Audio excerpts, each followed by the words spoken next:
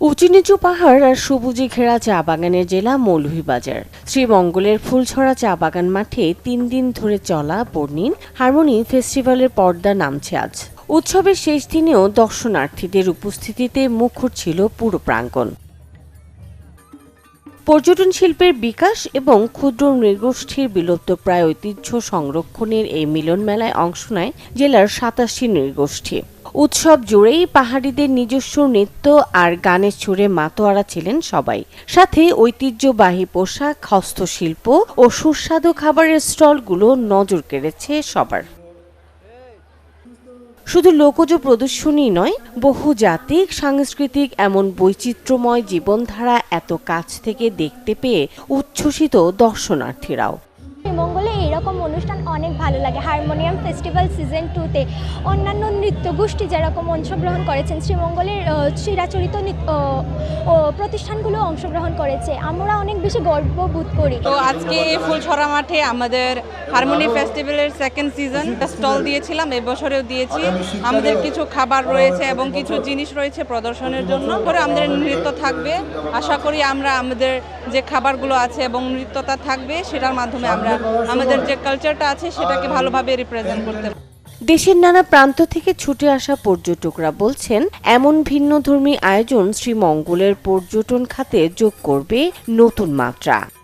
আমাদের যে জামা কাপড় তৈরি হয়, এটা সবার কাছে তুলে ধরার জন্য আজকে আসছি। অনেকেই জানে যারা এখানে বসবাস করে, তারা শুধু মণিপুরির জামা যে এখানে কি হয় এটাই শুধু জানে, তারা নিজে তৈরি করে। কিন্তু অনেকেই জানে না যে আমরাও আমাদের গারোরা তাদের নিজের জামা তৈরি করে। আর এই সবার কাছে পরিচিত করার জন্য এই জামা কাপড়গুলো।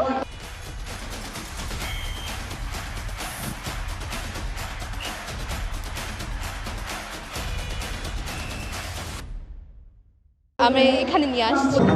মনে করি এই আয়োজনের মাধ্যমে আমাদের দেশি বিদেশি দর্শক যারা আসবেন, তারা আমাদের যে এই অঞ্চলে বসবাস করে 28টি জনগোষ্ঠীর ভাষা, তাদের সংস্কৃতির সঙ্গে পরিচিত হতে পারবে। তারপরে এখানে হলো কিছু এথনিক পিপলরা থাকে, যাদের কালচারটা এখানে অনেক ভালো করে ফুটে উঠেছে, সেটা দেখার জন্য আমি এখানে এসেছি। আর ছবি তুলতে এসেছি এই কালচারগুলোই আমার একটা ডকুমেন্টেশন করার খুব ইচ্ছা আছে। মনে হয় এরকম প্রোগ্রাম যদি বিভিন্ন অঞ্চলে আরও বেশি হয়, এটা খুব ভালো। আমাদের দেশের যে কিছু ইনহেরিটেড কালচার আছে, ওগুলোকে সবার সামনে তুলে ধরার জন্য।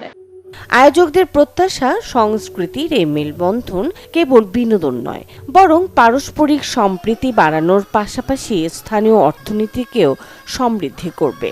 উদযাপনের অংশ হিসেবে আমরা শ্রীমঙ্গলে যে হারমোনি ফেস্টিভ্যাল করতেছি, মূলত ক্ষুদ্র নৃগোষ্ঠীদের যে বৈচিত্র্যময় সংস্কৃতি, ঐতিহ্য বা উৎসব আছে, সেটাকে দেখা যাচ্ছে টেকসই রূপ দেওয়া এবং এটাকে দেখা যাচ্ছে বহির্বিশ্বে দেশে বিদেশি লোকজনের কাছে পরিচয় করে দেওয়ার জন্য মূলত আমরা এই প্রোগ্রামটা করতেছি। এর আগে শুক্রবার বাংলাদেশ ট্যুরিজম বোর্ডের এই ব্যতিক্রমী আয়োজনের আনুষ্ঠানিক উদ্বোধন করেন বেসামরিক বিমান পরিবহন ও পর্যটন মন্ত্রী আফরোজা খানম। তিনি বলেন, এমন বর্ণিল উৎসব দেশের পর্যটন সম্ভাবনাকে বিশ্ব দরবারে আরও আকর্ষণীয় করে তোলার পাশাপাশি সম্প্রীতির বন্ধন সুদৃঢ় করবে।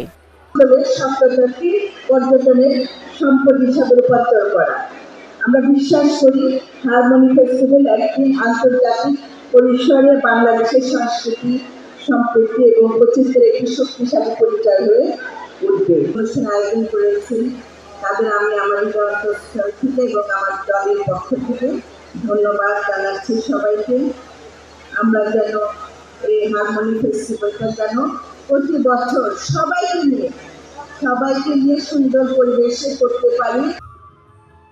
পাহাড়, প্রকৃতি আর বহুজাতিক ঐতিহ্যের অপূর্ব সমন্বয় আগামী দিনে দেশের পর্যটন বিকাশে নতুন সম্ভাবনার দুয়ার খুলবে, এমনটি মনে করছেন সংশ্লিষ্টরা।